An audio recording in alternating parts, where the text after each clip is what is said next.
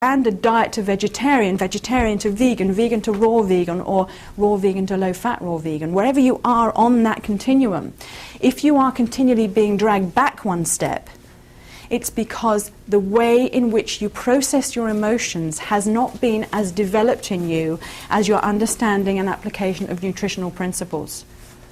They have to go parallel, side by side, or you will keep being dragged back. Now let's just bear in mind that there are certain foods which tend to cause people to become addicted to them.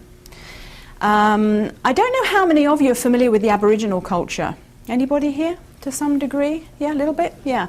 It's funny because, you know, I'm sort of the typical English rose through and through, you know, I'm frightfully British. Absolutely fabulous, darling.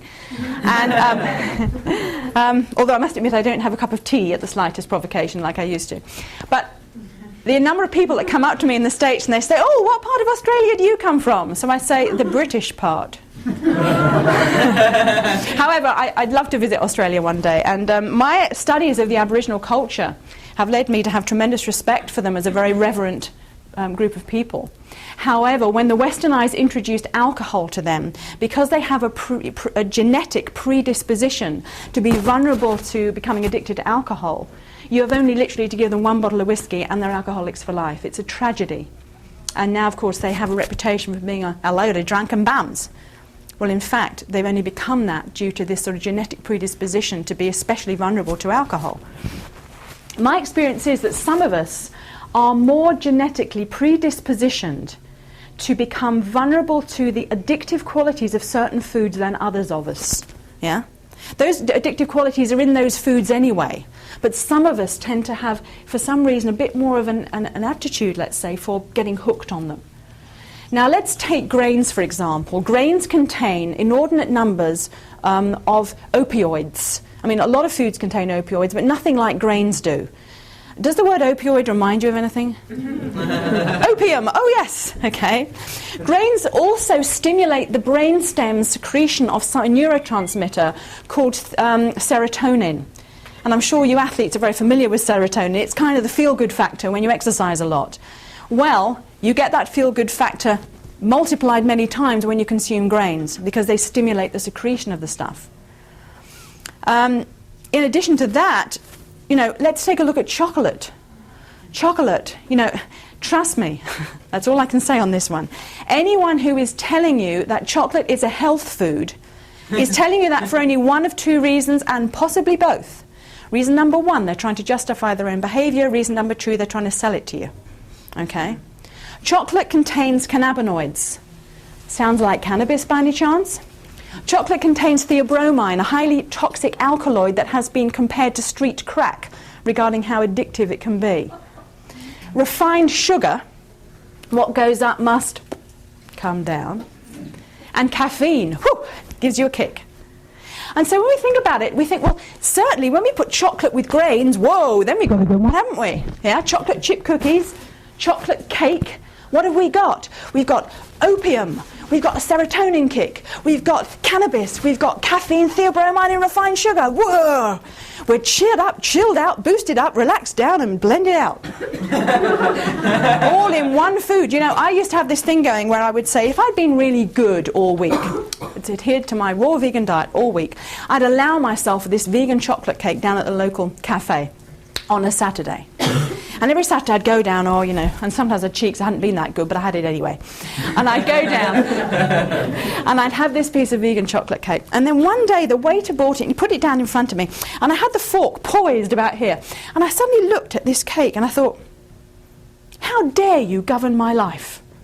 I govern my life, you're nothing but a piece of cake.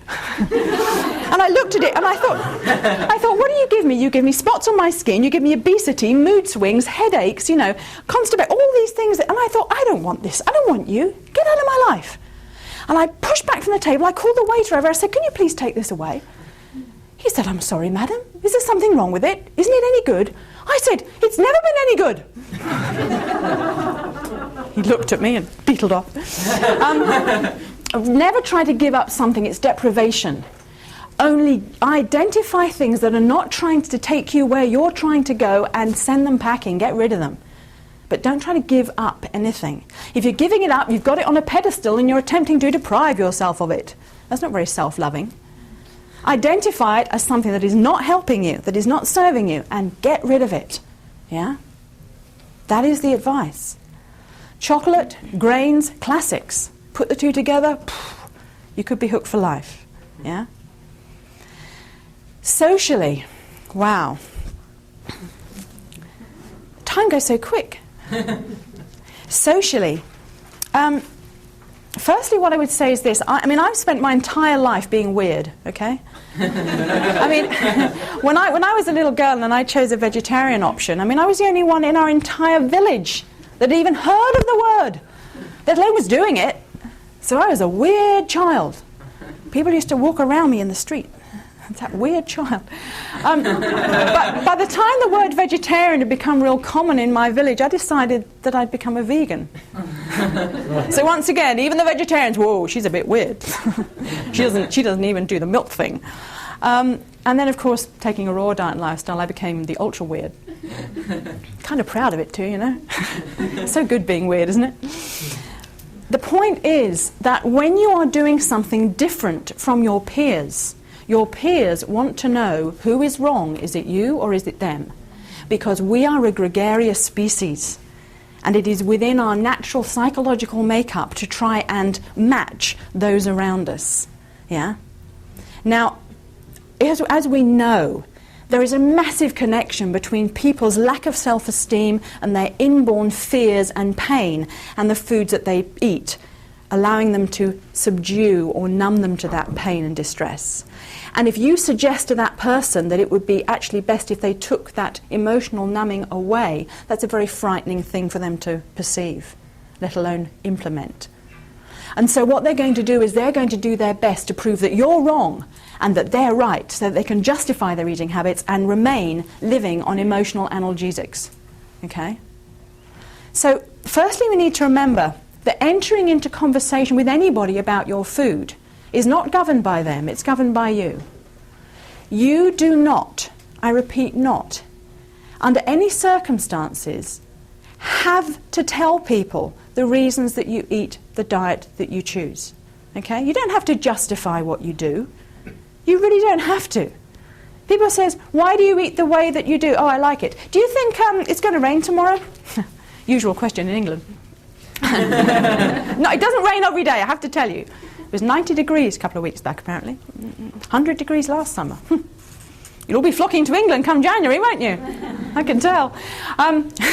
You don't have to justify your diet, okay? But if you do, bear in mind that when you enter into a conversation with somebody, they're either genuinely interested because they're what we call a fringe dweller. They're already considering making some kind of change. They've become aware that we exist out there and could this be right for them too, and they're genuinely interested. Or they are not a fringe dweller and they will be trying to get you back their side of the fence.